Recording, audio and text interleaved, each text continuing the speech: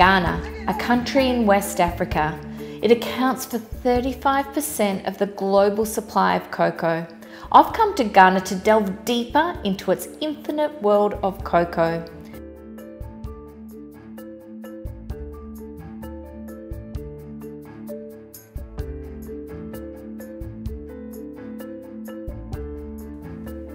I'm here at the Cocoa Research Institute of Ghana, which was established in 1938.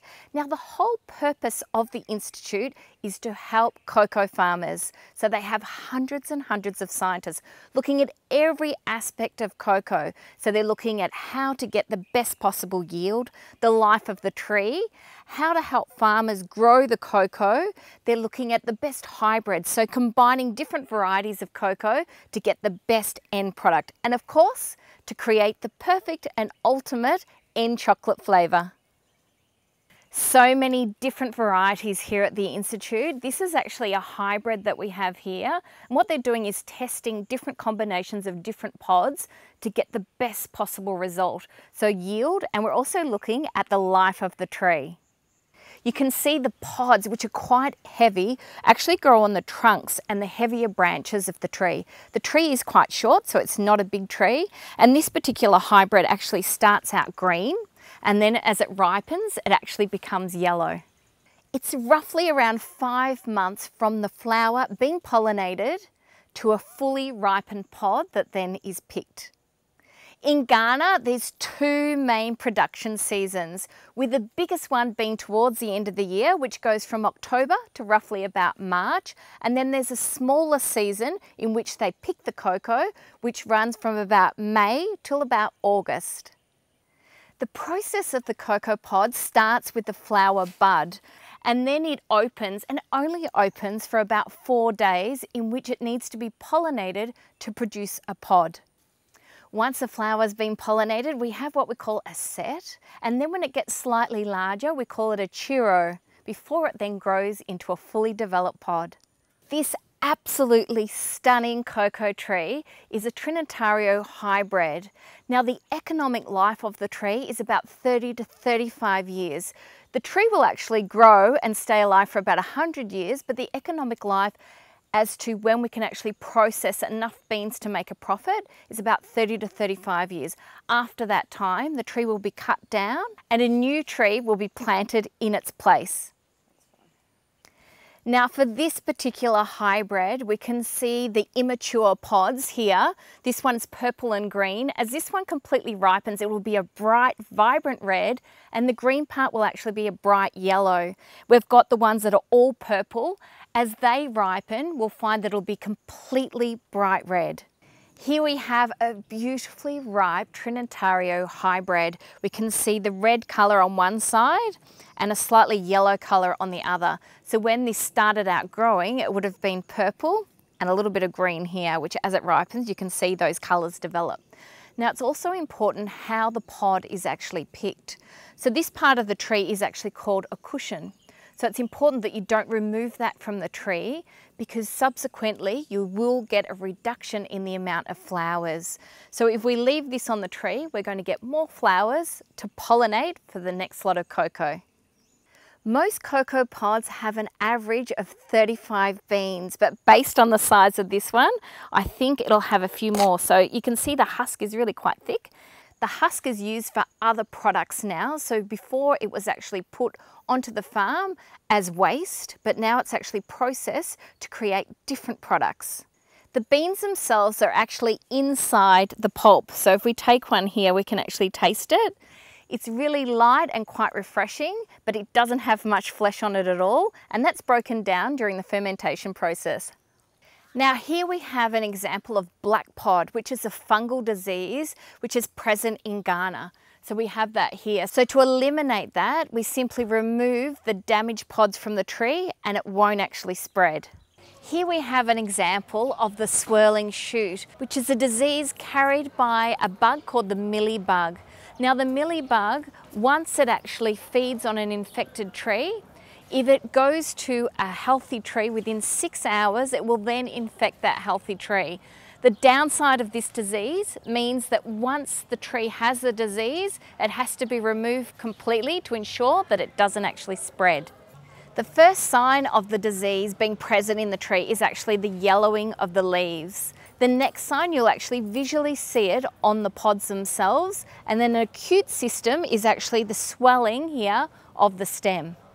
So one of the steps that they're taking, there are several, is to actually plant barrier trees, which the disease will go into those barrier trees rather than penetrating into the actual plantation.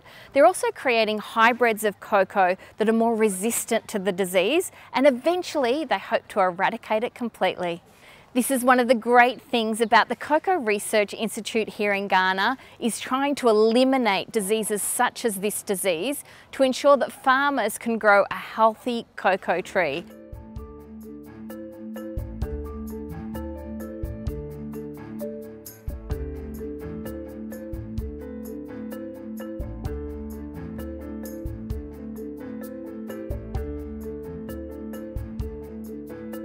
Now I'm here in the Oyoko community with one beautiful, really large plantation. We've got 5 hectares of cocoa trees. Now this is just the start of the main cocoa season here in Ghana, and I have Susanna with me here who actually owns this plantation. So the type of cocoa here that is typical for Ghana is once again a hybrid. Because this cocoa farm is so large, they actually cut the pods from the trees and they actually let them sit on the leaves for 3 days before they're collected for harvesting. And that process happens in the big season, which we're in now, every 3 days. Now the harvesters make this look really quite simple, but it's very important that you cut the pod correctly. You actually have to cut the pod as close to the pod as you can to leave what we call the cushion. If you cut the cushion off, you're losing the possibility of growing additional flowers. So flowers will actually flourish on the cushion area. So I've got examples here of both. So this is a wrongly cut pod. So you can see that part of the cushion here has actually come off. And this is a correctly cut pod where we've cut as close to the pod as possible. Now the flowers will only grow in 2 areas. That's why it's so important to maintain that cushion. We can see here the cushion, and that's where the flowers will actually grow. They don't actually grow on the trunk themselves. The other place they do grow is when a leaf drops, and it's called a leaf scar. So where the leaf has left the tree, it leaves an opening there where the flowers will blossom. Now that we've got all the pods together, the next stage is to actually cut down some plantain leaves, which are utilised to wrap the beans in.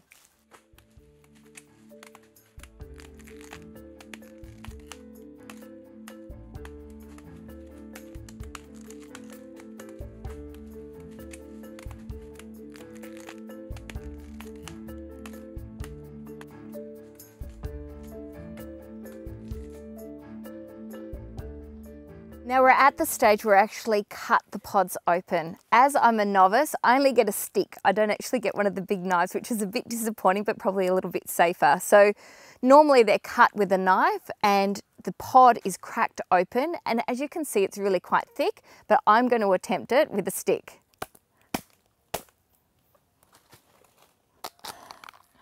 Here we go. So the husks themselves, we actually place down underneath the trees, and it's important, Susanna actually moves this process all around the farm because the husks will break down and give nutrients to the trees. So they make sure that it's spread throughout the farm and not always in the same position. So another reason why I wasn't trusted with the knife is because if you actually cut through to the beans themselves, you'll actually damage the beans. So we remove the beans. Not doing a great job here. Sorry, Susanna. And the placenta itself, which I've got here, can go in and it ferments quite well, but it does then have to be removed for the drying process. So Susanna actually removes it at this stage so it doesn't go in to ferment with the beans. Now you can either use plantain leaves or banana leaves, and they've poked holes in the base. Poking holes in the base enables the flesh, as it breaks down to a liquid, to actually drain through. This process takes 6 days. The beans will be turned 3 times in those 6 days to ensure that they ferment evenly. So you can see that they've actually wrapped the cocoa beans. So this stage of the process is really essential to determine the end flavour of the chocolate. It's a fermentation stage. After 6 days of fermentation, the beans are then dried. So this is day 1 of drying. So any membranes or placentas that haven't been removed during the picking process at the start of the fermentation is now removed at this stage. So the drying process can take between 7 and 14 days depending on weather. They are covered at night. As soon as the sun goes down, they'll actually roll this back and then they'll cover it with plastic. They also do this if it starts raining. So the drying period will extend if there is rain. So here we have the beans after 3 days of drying. Now, how to determine whether they're dry enough? They listen to the sound. They make a lot more noise when they're drier. Another test is to pick them up and squeeze them in your hand. If they stick to your hand, it means they've still got too much moisture and they're not dry enough. So you can see that they're sticking, and we know that because they've only been drying for 3 days. These beans are now 6 days old, and you can see that the sound gets louder the drier that they get. And when I pick them up in my hand, they don't stick at all, which tells me that they're quite dry. These probably need another 2 days before they're ready to be bagged. You are welcome to the drying side. And then with Ghana, we rely on the solar, that's the sun, to dry our cocoa bean. And then the drying of the cocoa takes 7 to 14 days depending on the weather. If you are in the dry season, drying of the bean is faster. In the rainy season, as you can see, the weather is a bit down. When it's about raining, we have to cover it up, and then we put a roofing sheet on top to prevent it from getting wet. Otherwise, they'll go moldy. And then coming back to the question of if the beans are maybe fermented for 4 days, under fermented, or fermented for 6 days, that's over fermentation, what happens? If the beans are not well fermented, you end up having a lot of purple beans. And I know that purple beans are not needed in the chocolate companies, okay? And then when the beans are over fermented, based on sensory analysis or evaluation, we realize that you get these off flavors. It's a bit astringent. It bites you, okay? The bitterness is very high. You need to add a lot of sugar, and even with that, you wouldn't be able to correct it. But when you ferment for the 6 days and then 10 every 2 days, you end up having, you know, the standard or the correct bean that we need. So at this stage of the process, I'm surrounded by cocoa beans that are being further dried from the farmers. So what actually happens at this stage is a purchasing clerk collects cocoa beans from particular farms. So each sack has 64 kilograms of beans. Some farms may only have 5 kilograms of beans. So they bring it here, they get it weighed, and then they receive money for the weight of their cocoa beans. If the beans aren't dry enough, at this stage, they're spread out here for further drying.